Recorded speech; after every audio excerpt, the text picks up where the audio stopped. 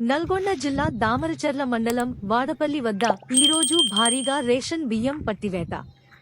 దాదాపు 22 టన్నుల రేషన్ బియ్యాన్ని తరలిస్తున్న లారీని పట్టుకున్న వాడపల్లి పోలీసులు.